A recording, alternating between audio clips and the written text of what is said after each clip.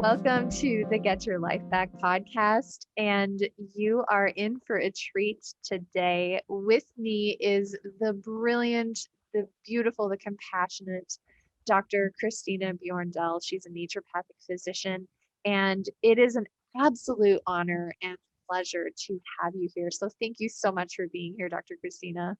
Thank you. It's great to be here with you. We're going to be talking about a lot of wonderful things pertaining to the mental health journey and integrative approaches and all of these great things that you're offering and developing. And before we jump into the content, I just want to brag on you a little bit and talk about what you've been up to and make sure that everyone who's listening can get access to your content. And so if you're listening to this right now and you're in a place where you can write some information down, I want you to pause, pull out your phone, and then make sure to find Dr. Christina on her Instagram. And you're going to do that by going to Dr. Chris Bjorndal, DrChrisBjorndal. So make sure you find her on Instagram. That's a really good hub. She's up to date. She has links in the bio. And then the second thing I want you to do is to bookmark her webpage because she has stuff on there that you're not going to want to miss. And that's drchristinabjorndal.com. And I'll be sure to put links because she's also on Twitter and YouTube, and she has some courses we'll talk about. So be sure to check out the links in the bio. And let me just brag on you just a minute here, if that's okay, Dr. Christina. Sure, yeah. So let me read you her bio, you guys. This is so impressive. So Dr. Christina Bjorndal, naturopathic physician, is an authority in the treatment of mental illness like depression, anxiety, bipolar, and eating disorders. And she gets it. She gets you. Having overcome many mental health challenges, Dr. Chris is a gifted speaker. I've watched her interviews, I've listened to her work, so I can give a personal testimony to this. And she's a best-selling author who loves to share her philosophy of wellness. She's been interviewed with icons like Jenny McCarthy and many more, and she's recognized as one of the top NDs to follow by two independent organizations. She's helped many patients achieve physical, mental, emotional, and spiritual well being. She has written 4 books. I tell you, 4 books on mental health. She's created 2 courses, a 10-week course for individuals and a clinician's integrative mental health week. And it's a 10-week course. And so you can find out more about those courses by going to her website. So, girl, I am so amazed, so impressed, so honored. Thank you for being here. Yeah, no, it's great to be here with you. I'm so appreciative of your work as well. And just the fact that we just need more people who are talking about mental health and how to actually overcome some of these challenges that are all too common. And I like that you use the word overcome right out the gate because that word brings with it a lot of hope. Hmm. And so tell me a little bit about overcome and what that looks like for you and with your mission and the education that you're providing people. Hmm. Yeah, see, the last chapter of my book, Beyond the Label, it's all the myths of mental illness. And to me, these were all the things that I was told that when I was struggling. So things like you're going to have to take medication for the rest of your life. You're always going to be, basically you're never going to be well, essentially was the message that I received. And I found that really disheartening. And after I had a real spiritual crisis, I'll call it. It was a suicide attempt, which left me in a coma with kidney failure. And I was on dialysis. I was told I would need a kidney transplant. And I can tell you, when I came out of that coma, I was not happier than what, the days prior when I went into that coma, right? So when I came out of that coma, I was, first of all, shocked. I'm still here. And I'm like, now how do I reconcile this? And how, like, what? And so that book that we were chatting about earlier is, that friend gave me this book by Marianne Williamson called A Return to Love.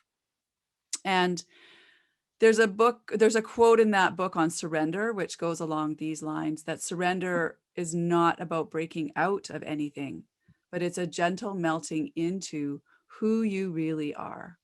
So you take off that armor and you understand that all God needs is one sincere, surrendered moment where love matters more than anything. And so for me, the key word in that quote by Marianne is this word love, because I did not love and accept myself. And from the minute that I was diagnosed with depression and then subsequently anxiety and subsequently bipolar disorder type 1, I can tell you all I was doing was wearing a mask and stuffing everything down and projecting out into this world, this fake image that, hey, you know what, I've got it all together, but I'm actually like literally dying inside and having no space to voice any of that because of the shame and the stigma and my psychiatrist had told me, don't tell anybody that you have this. Like, don't tell anybody, you know, so you're walking around like, oh, I've got this big dark secret that's ugly and no one's going to ever love and accept me, you know? So, I mean, this is back in 1987, you know, in the late 80s, early 90s. I know that things have shifted over the last 34 years that I've been working through these conditions, but I feel like there was no message of hope for me. And that's what I want to be for people. Is like, look, you don't actually have to struggle for 25 years like I did. You know, you can see people like yourself, or you can talk to people like me, and you can learn that there actually is another way here to navigate your health. And a So, word that you used is surrender, which I think is really powerful, and it might feel scary for people who are listening because oftentimes our strategies are to try to not surrender. We try to have control. We try to, I'm going to do the coping strategies. I'm going to do my exercise. I'm going to take my medications. And it can feel like this pendulum swing from chaos into control and chaos into control. And so, can you tell us a little bit more about surrender and what that might look like? mhm. So surrender is where you understand that there is perhaps a force greater than you that is actually the one that's in control, if you will. Right. So, you know, they say things, there's this one quote, I'm sure you've heard that, you know, you want to make God laugh, make a plan. Mm-hmm. Right. You know, you think you're in control, but you're not actually in control. And so this spiritual piece is around the surrendering, is understanding that there's a force within you, which we talk about in our medicine as the vital force, or in Chinese medicine it's this concept of qi, right? It's this in Ayurvedic medicine it's this concept of prana, right? I guess in Western medicine we can just simply call it the breath. But it's this life force. And what, you know, the difference between me and you and a cadaver is life force, right? It's energy. And so when we surrender, we let go, we take our hands off the wheel, and we sort of we look, you align yourself vertically versus horizontally. So what I mean by that is you align yourself with your heart and your soul and your spirit versus your ego. And you just learn to trust that the universe is working for you. Things are happening for you, not to you or against you. As long as you have a breath, right? As long as you have this ability to take a breath, then you have an opportunity to surrender and to move into the flow with life versus going against the grain, so to speak. And a lot of people are in resistance and struggling. So we can use the word surrender or struggle. Mm-hmm. And whenever you're struggling, you know, think of a struggle, right? It's that idea of chaos in a sense. It's tightness, it's fighting, it's sympathetic state. And that's not where healing happens. So, you know, I had my moment of surrender.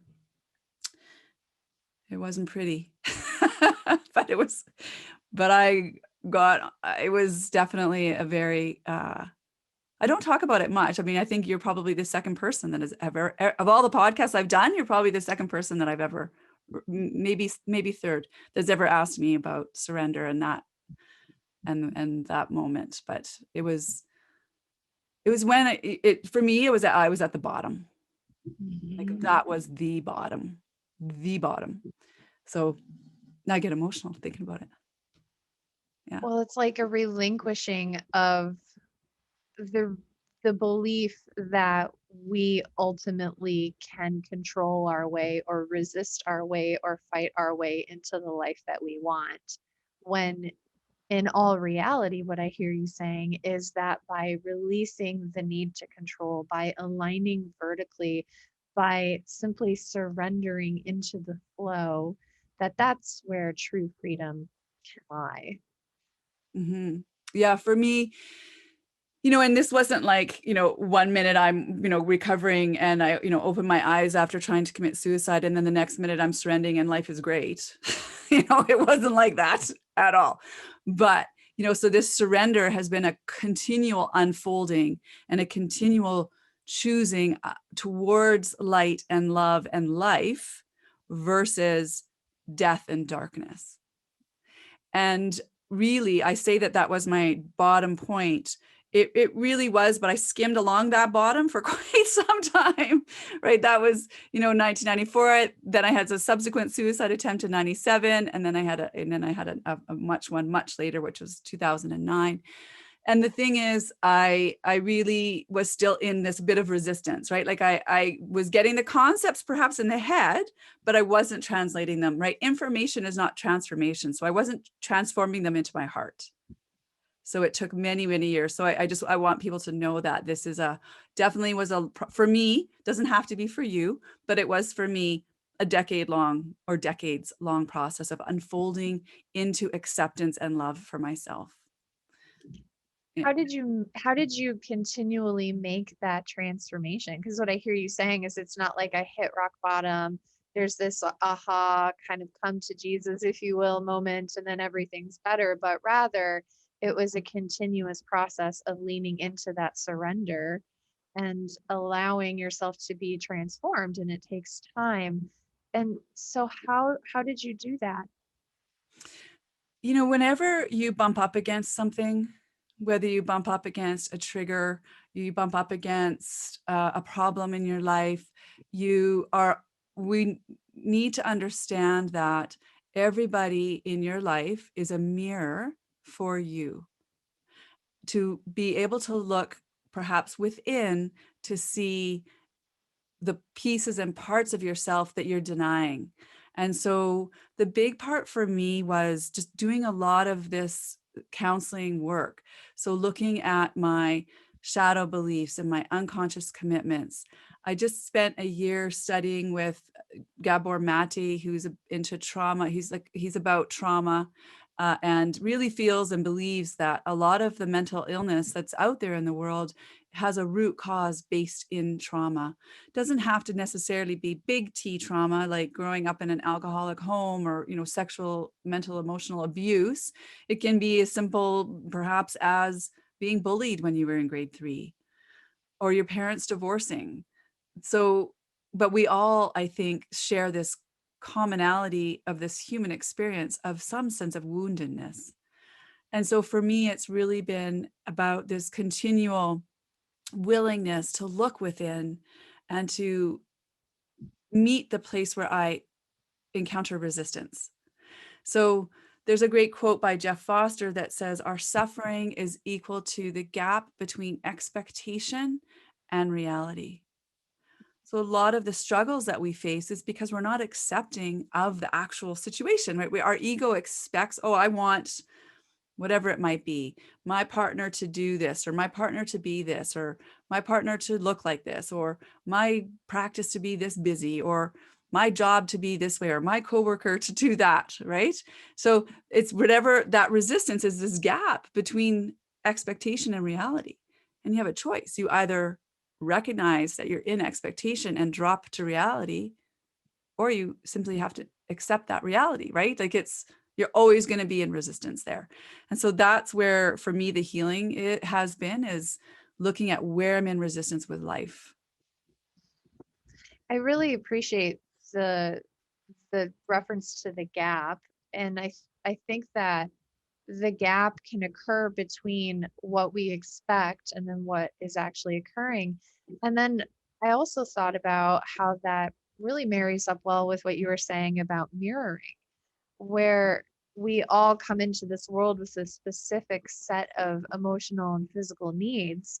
And then we're reliant as infants and, growing up as children, even into adulthood, I would say, we're reliant on our caretakers to meet those needs.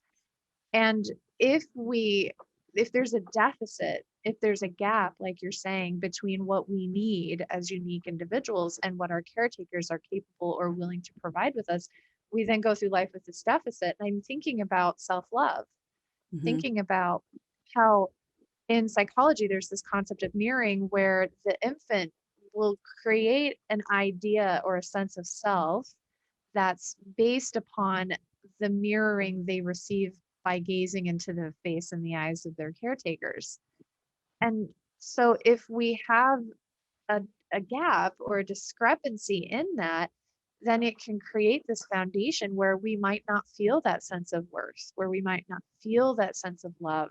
And then to go into the world with this deficit and then to have a gap in expectations and people aren't able to meet those needs and we're not able to meet our own needs, it can perpetuate this cycle. Well, tell me what your thoughts are as I'm saying that. Yeah, I mean, that's exactly it. So what happens is, as children, we have there's, we can just say there's these three needs. This is the teaching of Gabor Mate. So we need this need for attachment, attunement, and authenticity. And as little organisms, well, first of all, I'll back it up. When we're in utero, the mental emotional imprinting, not only of the mother, but the father too. There was a recent study in Sweden that looked at premature births, and they studied whether the father was depressed or not in the home. Mother was fine, but father was depressed. Higher rate of premature births in homes with depressed fathers. So we're energetic beings, we're vibrational beings, we're picking up, and as the mom in the womb, we're picking up the energy of our husband. Doesn't matter, we might be emotionally sound, but we're still absorbing his energy, and obviously probably concerned, right, about our spouse. And so the mental emotional imprinting happens in utero. That's starting in utero for me as a child, for you as a child. And so the state of the mother biologically and father can set the child up with this predisposition for mental health challenges. So I'm adopted.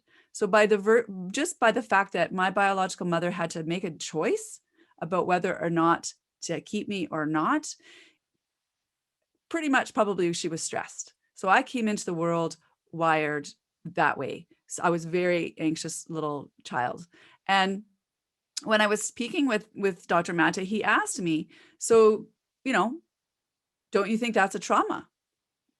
And I really had it's totally disconnected from that. But I can tell you that my beliefs were that I'm not worthy. My core wound and my core thought process that drove me in the world was, you're not enough, you're not good enough, you weren't wanted, you're not lovable. That was the dialogue of the inner critic from the age of 5 or probably earlier. And that drove me to be an overachiever in the world, because my greatest need is attachment. And whenever, and not just mine, all of our greatest needs is attachment. And so we will sacrifice our authenticity, i.e. the true expression of who we are, to maintain the attachment with that caregiver. So for me, I became this overachiever so as not to get sent back, if you will. I could never fail. Right? I had to be the best because my survival was at risk if I wasn't. That's the belief. It's not rational. So, of course, you can sit here listening to this and go, well, that doesn't seem rational. It's not rational, but it's the survival mechanism and so what happens is we have to ask ourselves, what's the imprinting that we've received, the messaging that we received? And this isn't about blaming parents, because every parent is, doing the best that they can with what they know, but you cannot change anything within you if you don't have this come from this place of understanding. And we're also the culmination of the 7 generations or more, perhaps, that have gone before us with this concept of epigenetics and intergenerational trauma that can get passed down too.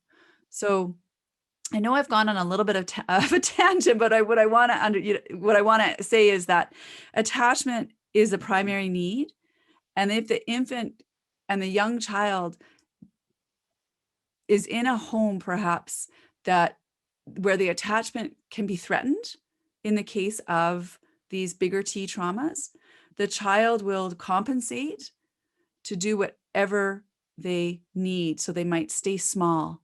They might not, if in the case of abuse, or they might not speak out, or there's many ways that they will perhaps compensate because it's not safe for them to be authentic. Is that making sense? Hopefully that's making sense the way I'm explaining it. You're bringing to mind the Enneagram. I resonate very much with the way that you are compensating and adapting to your trauma. I'm a 3 on the Enneagram, and the way that I've adapted in part to my suffering is to achieve, Yeah. because my value is what I achieve. At least that's my suffering. You've also brought to mind, I haven't actually ever shared this with my audience. Very few people know about this, is I've done an extensive amount of work in EMDR, which for our listeners who aren't familiar with it, it's eye movement desensitization and reprocessing therapy. Was created by Francine Shapiro in the 1980s. And it's a really impressively effective form of therapy to help us get into the nonverbal parts of the brain where trauma can live. And when I was doing this work, initially, every time I would go in there, I would be so hyper focused on the environment. Like, is my therapist bored? Am I doing well? Am I achieving success at performing EMDR? And so that's part of my suffering. That's part of how I adapt, like you were talking about. And then after about a year doing this work regularly, we started to get deeper into my experience. And at one point, I had this impression of being in the womb, and I had this impression, this experience of feeling like I was taking up too much space, that I was big, that I was cumbersome, that I was creating suffering Mm, just by my sheer existence. mm, And whether or not we can objectively confirm that feeling came up, that's a feeling that I very much have resonated with my entire life. And there weren't really words to it, because oftentimes when these traumas get stored in our brain, they may not have verbal language if the brain hasn't developed that. And so as you're sharing, as you're speaking about this, and we're thinking about these fundamental belief systems that we develop, that they could come from the neonatal experience, they can come from the fetal experience. And even if the father is feeling stressed, or if the mother is like, oh my gosh, pregnancy is so uncomfortable, that can impact the infant, it can impact you, it can impact myself. And so I think that's really profoundly important, because it requires that we go beyond the label, like your book, that we go beyond the logical, which is the primary methodology of mental health treatment, is just to logic yourself out of it and acknowledge these pieces, Dr. Chris, that you're talking about, the spiritual, the emotional, the way that our souls live in our environment, and how that can set the stage for this type of suffering. absolutely. I mean, it's all, we don't start living when we enter the world, right? That, like we were saying, that this in uterine environment is very powerful. And again, I think a lot of people think, well, gosh, they're just, this baby is just, an infant, or they can't talk, but they're living, breathing, feeling beings. And that's how they navigate the world at that point. And we're still making, again, it's not on a conscious level, but we want to understand that 95% of what runs this brain is the subconscious mind. And so what lies in that subconscious are these these beliefs that we develop when we're very little. And again, you're absorbing your environment, whether you want to or not. Everybody has imprinted in here. Everybody, grandparents, aunts, uncles, cousins, teachers, coaches, friends, they're all in here, And so it's a matter of untangling and unwiring and unweaving some of these perhaps faulty imprints that might have got pressed in there. Like, I'll give you a little example. One is, I had a neighbor across the street when I was 0 to 5, very, very young. We moved when I was 5. And I think I was 4, and I was drawing. He was an artist, and I was drawing, and he came up and again, I'm very sensitive to criticism, right? And he came up and he said something about, he was German. He was very kind of, and anyway, he just said something critical about the drawing. Well, I've never drawn again. And I told myself, I'm a terrible artist. And that's the belief that got imprinted from this offhand remark that this neighbor made. So I now therefore have said to myself, I'm not an artist. I cannot draw. Is that true? Probably not. Who knows, maybe I'm Picasso, but you'll never know because I won't pick up a pen, maybe I will after this call, who's to say, but, and so and then another example is, I stayed in my corporate job for a decade. I reported to a CEO, again, this overachieving type. And I wanted to leave my job for 8 years, but I never would leave my job. And my friends were like, why won't you leave your job? Why don't you leave your job? And the reason, I didn't figure this out until much later, part of the reason I wouldn't leave my job is because my core belief, again, is this sensitivity, or it was more of a shadow at this point, this sensitivity around rejection, right? This whole piece. And so it felt safer to me to stay in a job that was sucking the life out of me, literally, than risk rejection looking for another job. So we will always do what feels kind of safer to us. And so whenever you're working with patients, for example, the person that says they want to lose weight or whatever it might be, but they don't. You have to know there's a shadow belief or an unconscious commitment at play. There's something else that's making it hard for them to do what it is they need to do. And until you uncover that, you're not going to achieve the goal. You're always going to sabotage yourself. So let's say a lay person, a non-clinician is listening to this and they're like, oh my goodness, I so want to do this work. How can someone get started? You're going to draw maybe, and I'm going to do some inner work.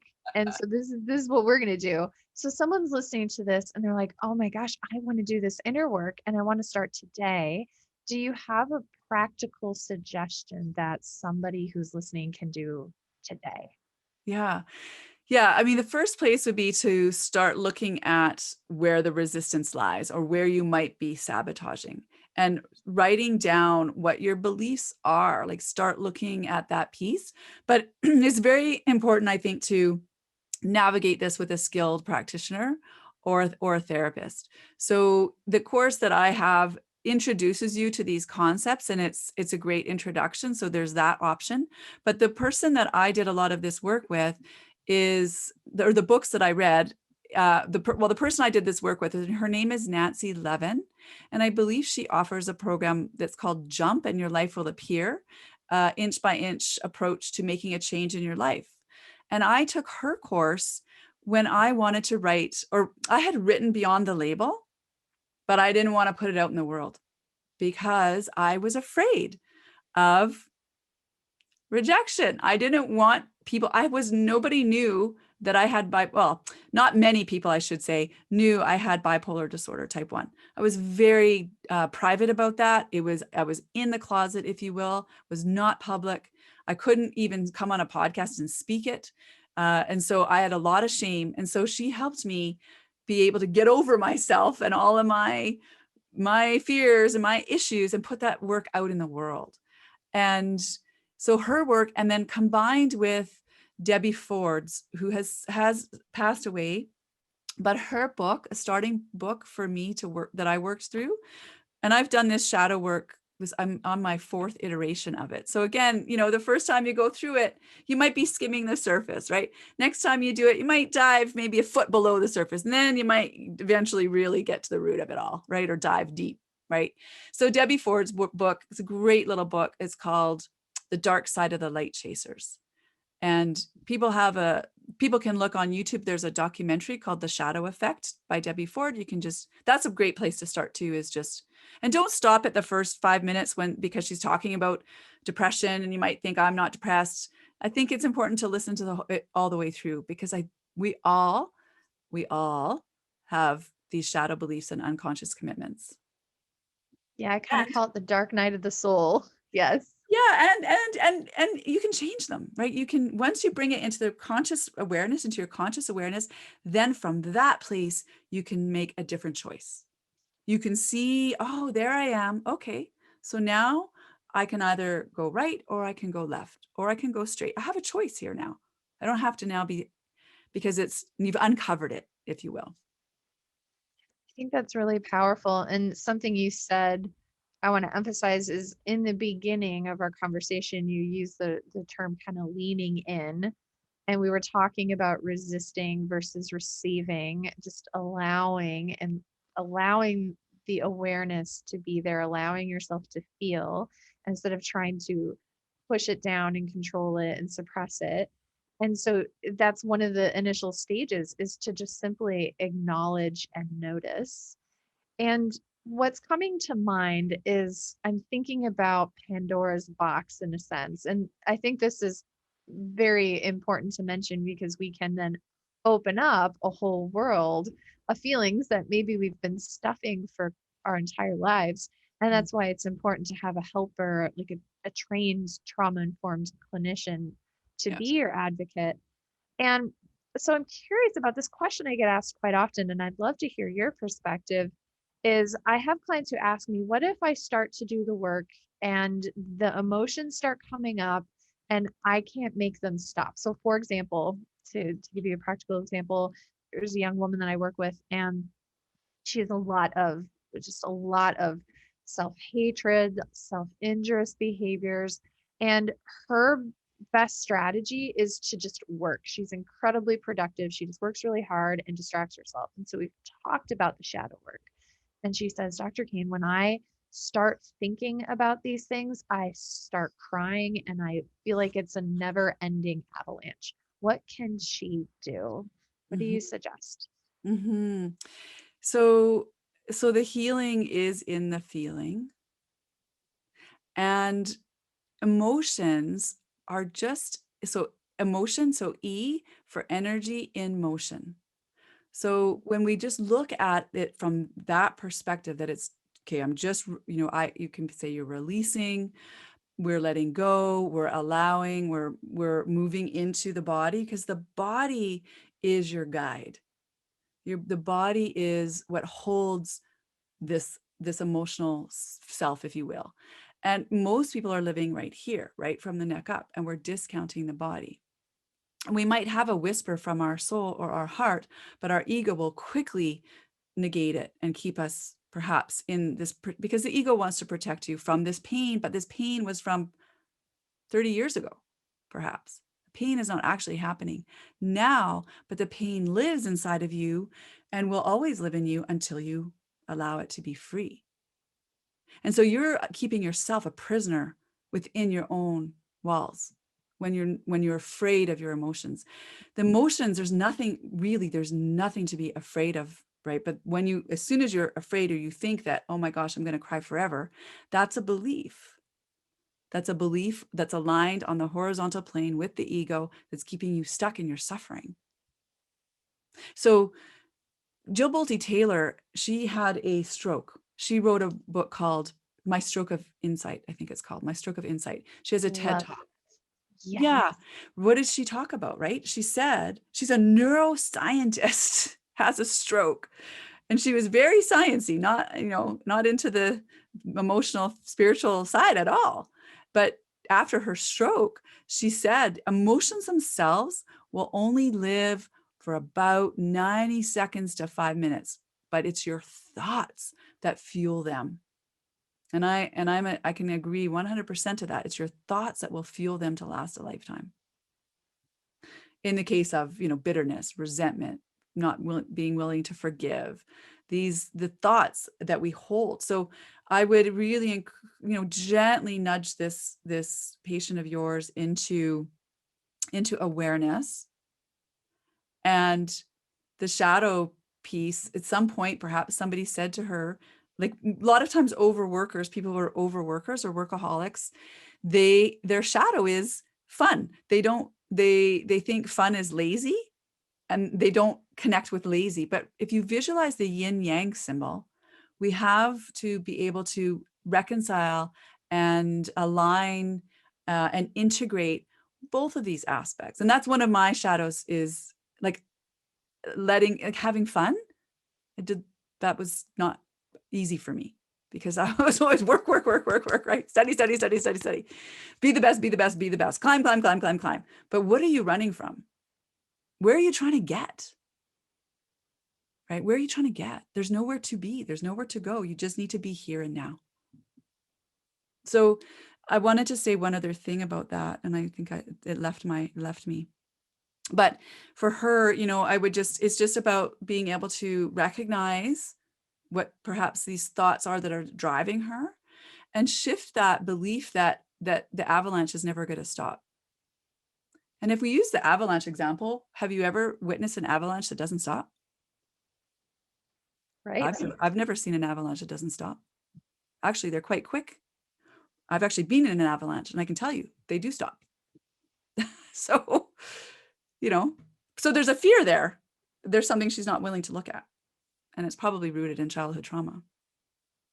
And I want to emphasize what you said earlier too, is that your emotions are not dangerous.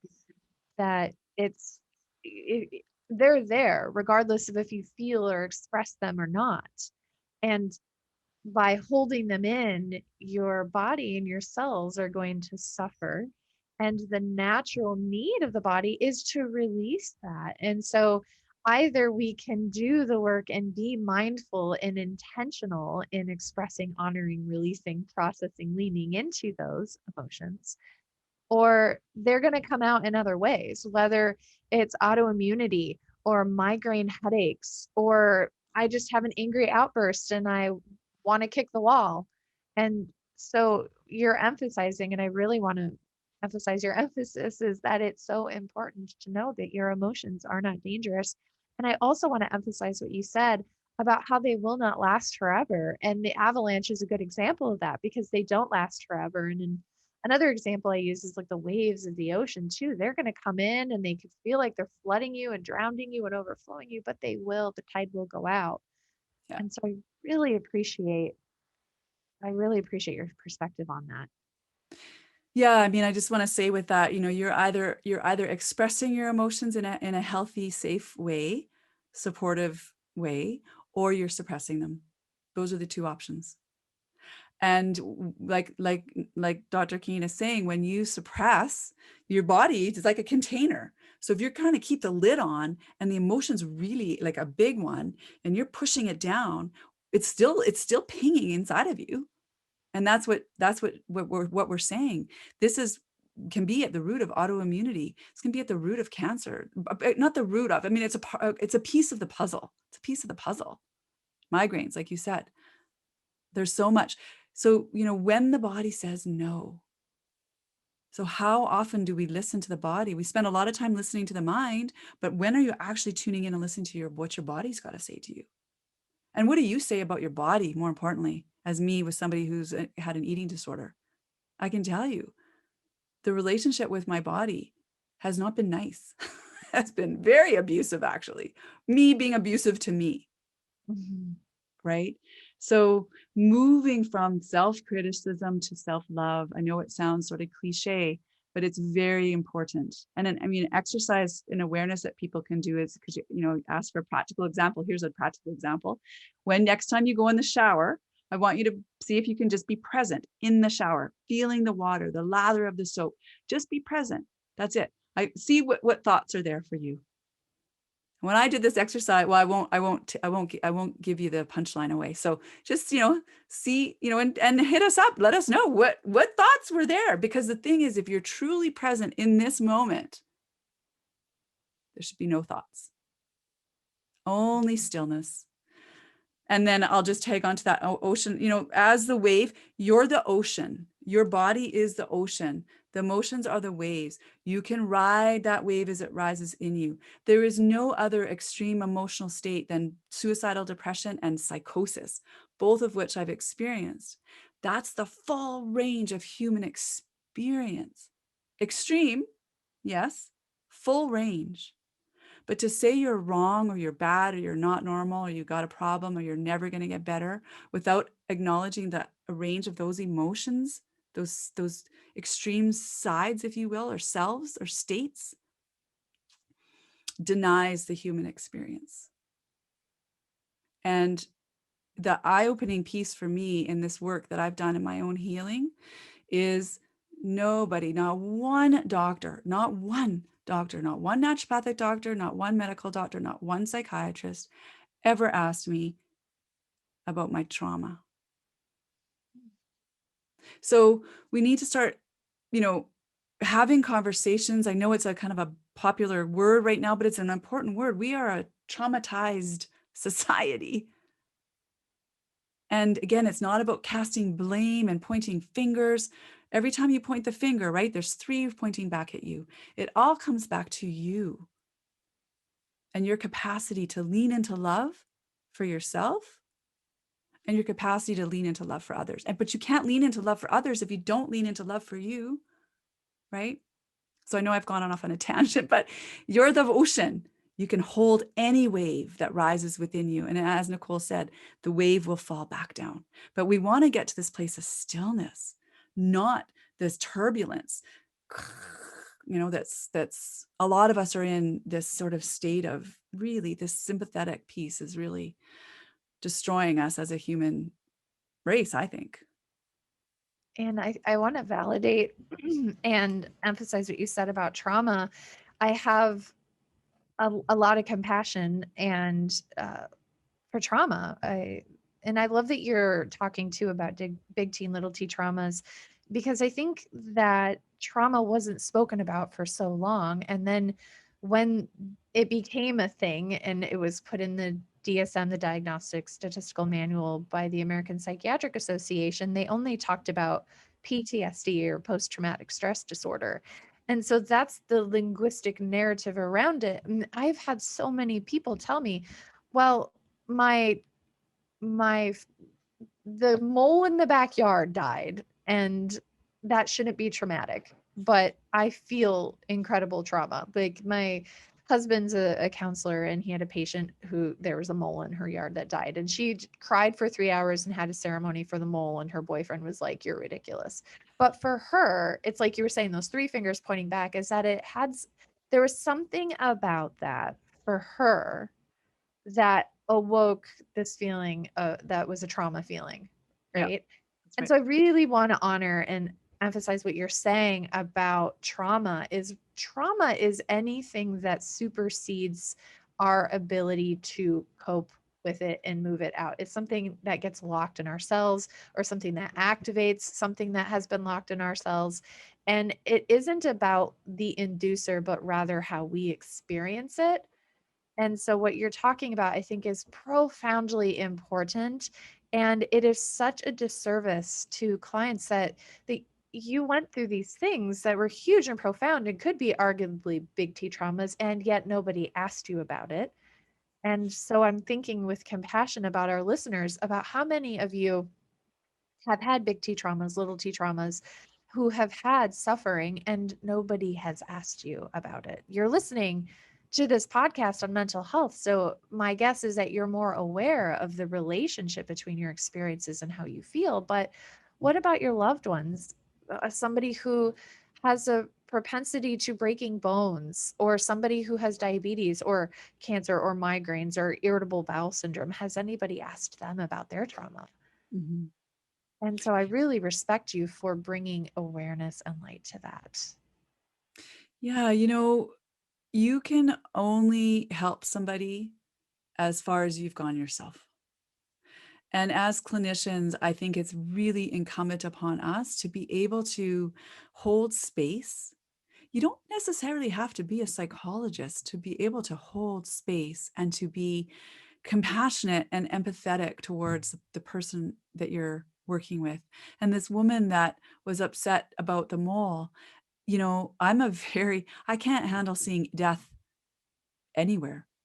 I cannot drive. I mean, I almost get in a car accident if I'm driving and I see an animal that's been hit. I'm block, I'm blocking out, and I'm almost getting in an accident myself. Witnessing death, whether you were, you actually personally were, this was your pet, or whether this is just a bird that, it's for empathetic beings. This is like they've, part of them has died. And there's many people who are wired that way, many people. So I think that we have to move beyond biochemistry and just, and I think for me, I know that a lot of people are carrying things. We're all the walking wounded. We're all carrying something. And I know that it's hard to look at it for some. Like my mother is a classic example. She grew up in an alcoholic home. She, I mean, our article I wrote was called "The Healing is in the Feeling," was for her. And the other article was "The Time is Now for Forgiveness." But she's like your patient. She's like, she just, the emotions, she's 78 years old, and she'll cry about this specific instant in a heartbeat. And it's because she's never let herself really feel it. All in there. Hey, it's all in there. Totally. So, I know that sometimes people don't want to ask the questions about pain and trauma because they don't know how to deal with the response, right? They don't know what to do. And remember, it's not really about doing anything. It's about being in this loving presence, this loving, abiding presence. And the other thing I wanted to say is just to emphasize how you said it as well, that trauma is not what's happened to you, is not the event. It's what you made it mean about you. That's the trauma. And that's the trauma that continues because we repeatedly are making it mean something 30 years later.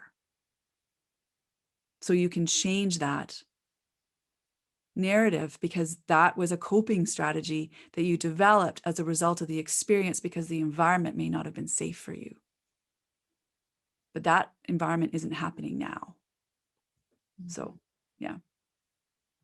And a practical strategy for that environment is not happening now is I do time stamping.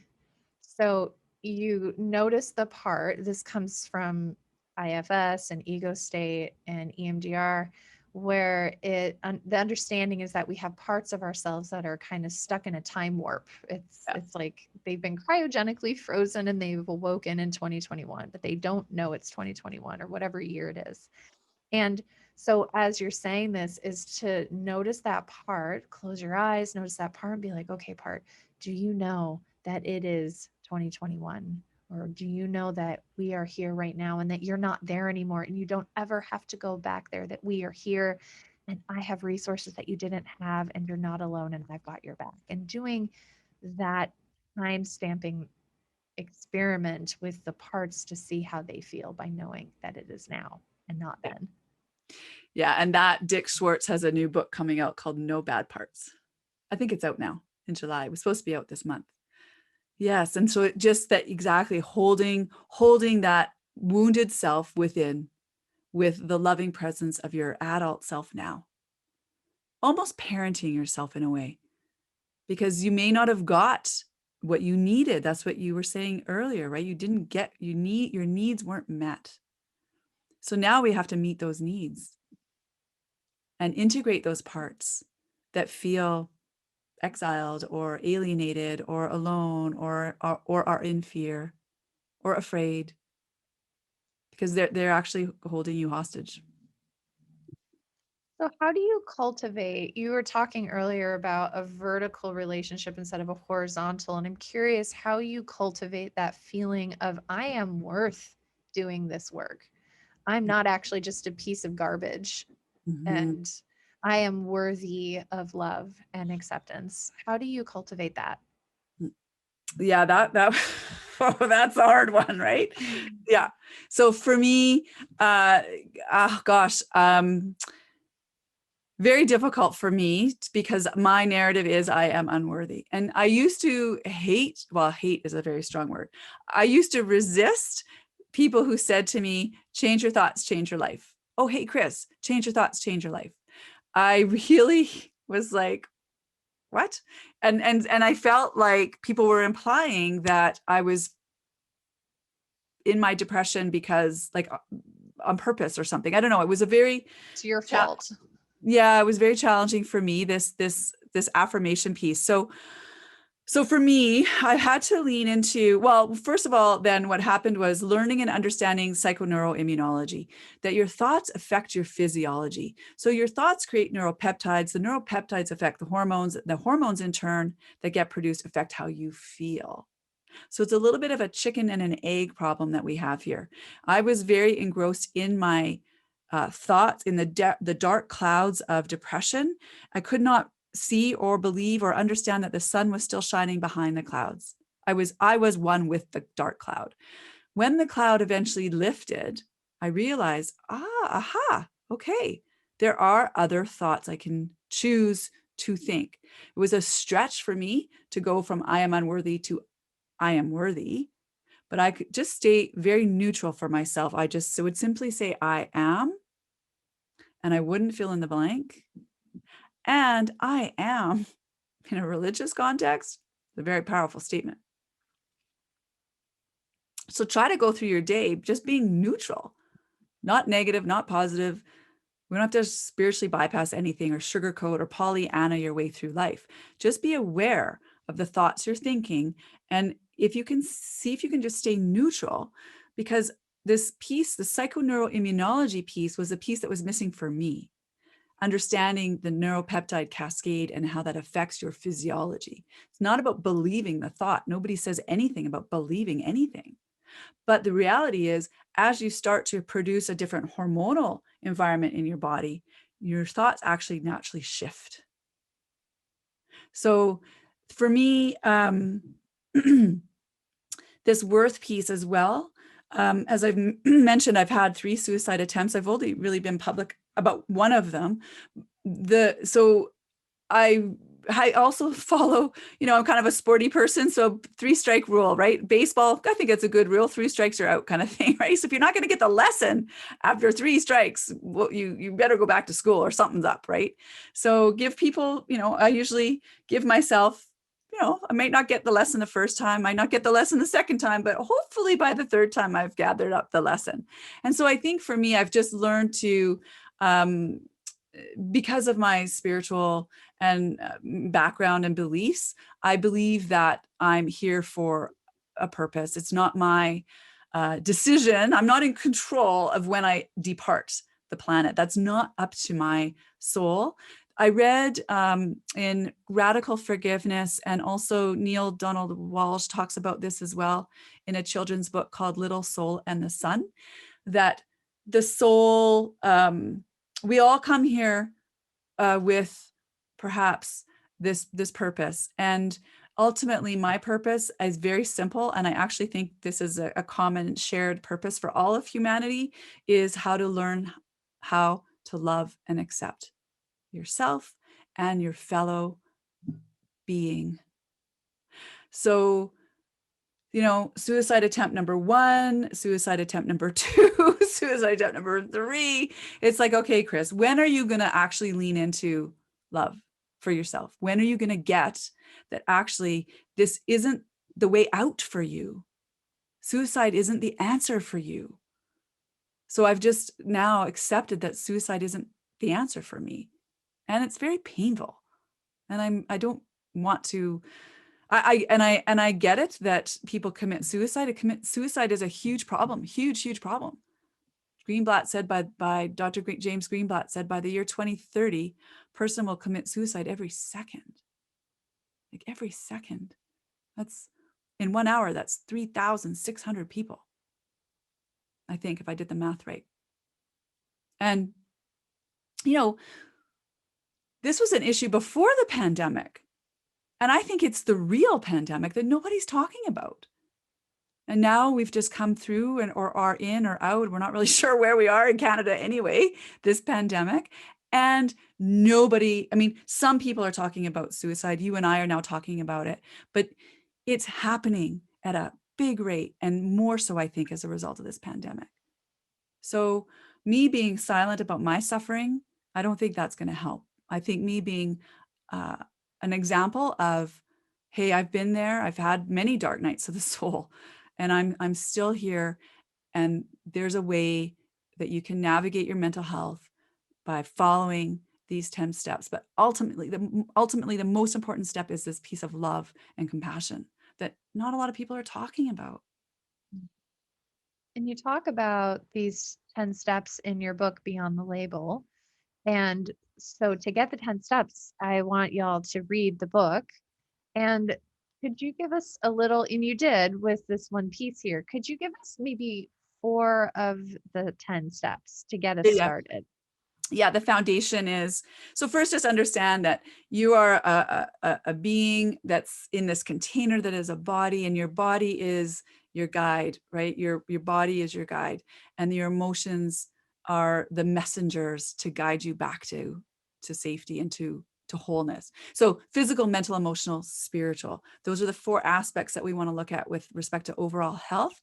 And then the 10 steps that we want to guide people through. Well, the first 4 are nutrition, then sleep, exercise, and then managing the stress piece. So that's the foundational piece. And that's where I started. You know, I started with nutrition. There's so much that can be done just on the nutrition part alone to support serotonin formation, GABA, dopamine, all these neurotransmitters, balancing your hormones, looking at your organs of detoxification, how many, this whole gut-brain relationship. There's just so much on the physical level alone, right? And that's where I started for many, many years. That's all I did. Because God forbid I should look at my thoughts or my emotions. No way, I'm not going there, right? Like, but eventually I bumped up against myself, right? Bumped up against all those things. That inner critic that had the stage. I mean, I don't even think I had an inner cheerleader, I was driven by this. Anyway, I won't go off on that tangent. So yeah. What I love about that is it can create this sense of, it's kind of like meeting us where we're at. We call this the leading edge. And so some people, they'll go to a talk therapist, and the talk therapist will say, just think positively. You are your thoughts. And that is so far out of the realm of not even going to happen. My thoughts have been wired this way from my neonatal environment. Like, this is the psychoneuroimmunological effect that has now occurred. Is this is where my thoughts are going. We've dug these trenches. This is where my thoughts are going. And these foundational steps that you talk about in Beyond the Label honors that, because you don't just stop at, well, you got to think your way into positivity and your brain will follow. Is you actually help, like you said, the chicken and the egg, you help to then work on the chemistry to change the neuropeptides that will then create a cascade where the thoughts will come more easily. And I love that you look at it from also a vitalistic perspective. Like you said in the beginning, is that feeling of the breath, the feeling of being fully alive, the belief that the body is designed to heal itself by following these basic principles. So I feel like it takes some of the pressure off of, like, I have to fix myself by thinking the right combination of thoughts and doing all of the right yoga moves and making the perfect choices and medications and supplements, but rather following this really nicely laid out 10-step protocol that you have, and trusting that the body is wise. It's going to express what it needs to. And our job is to just allow it to flow, allow it to happen, roll with it, and honor the body in what it's asking you to do. And I think that's really profound, and it gives a lot of hope, which then brings us to the beginning of your and my conversation. You came out the door within, I think, the first 5 minutes with a promise of hope, that there is hope. And you've then, Dr. Chris, created a solution, a guide map, if you will, that people can work through with their helpers, with advocates, with you, to then start the process of healing. Hmm. Yeah, I mean, I think that's an important message. I think it's not often the message that people get when they're first diagnosed with depression or anxiety, or definitely bipolar disorder, right? So I think what we do as a profession is so important and critical, I think, to helping people navigate not only mental health, but many health, all health challenges, right? And I think the key thing is to move into this space, I think, of curiosity about yourself. Like, I'm not going to sit here and tell you that I never experience crappy thoughts or dark thoughts. I do, but I do something different with them now, right? I don't entertain them. I don't fuel them. I don't ignite the fire anymore. The spiral down into the pit of depression with the train of thoughts. So just to leave this analogy with people is, look at your brain like a bus. Your thoughts are the passengers and your heart is the driver of the bus. So we want to be living our lives from a heart centered place versus a mind centered place. So the brain is the bus and you're the driver as the heart, and you're driving the bus down the road. And sometimes, yeah, we get stuck in a rut, right? We get stuck in these ruts, but we can move that bus up onto solid ground. I mean, this is this idea of neuroplasticity. We can create new neural pathways. You can learn to eventually think a different way. But it all starts with awareness and recognition of what's the thought? What's the thought that I'm thinking here? And then as you're driving the bus with your heart, you're going to really almost like, it's almost like you're going to take the thought out and look at it and say, are you hurting me or helping me? Are you supporting me or sabotaging me? Are you from the inner critic or the inner cheerleader? Are you coming from a place of love or fear? Is ultimately sympathetic state, parasympathetic state. And most people are in a sympathetic or stressed state. And when you're there, there's 4 kind of F's, right? Fear, fight, fawn, or freeze. So healing doesn't happen in a sympathetic state, nor does digestion. So that's a parasympathetic process. So we need to move people out of that stress into relax. I just gave you lots of words that all are the kind of the same word, describing the same thing. Ultimately, you then get kind of objective about your subjective reality. Okay, what's happening? Is this thought useful? Okay, no, it's not. It's along the lines of that inner critic. Where did that come from? Where did I hear that, I wonder? I don't know. Well, sit, get quiet, write, journal, paint, express, talk. Look within. The answers lie within you. They're all within you. Helpful to have a guide, helpful to have a guide. I love that, though, is really such a great way to end the conversation with that. The answers are within you. You have a guide, like and then having having people in your life that can speak truth and help you audit those thinkers on the bus, I think, is really profound. But really taking away the dependence of somebody giving you the label and giving you the protocol and telling you this is who you are and this is all that you can do, and really removing the need for that and simply trusting yourself and trusting your body's innate healing wisdom. I think that's beautiful, and I'm really grateful that you spread this message. Thank you, thank you. Yeah, thank you as well. Thank you so much for having me. It's been really an honor. And listeners, this has been the amazing Dr. Chris. You can find her information at her website, drchristina bjorndal.com. She's also on Instagram. She's written the amazing book Beyond the Label. So check that out. And then if you're a clinician and you want to learn how to be more informed in this world of the psychoneuroimmunology, that mind body link, she has a course for you. Go and check it out. And then if you are a warrior, if you're curious, if you're somebody who wants to grow in these things that we're talking about, she has a course for you too. So be sure to check that out and also follow her on Instagram, Facebook, Twitter, and YouTube. You're not going to want to miss a thing. So thank you, Dr. Chris. So very grateful for you.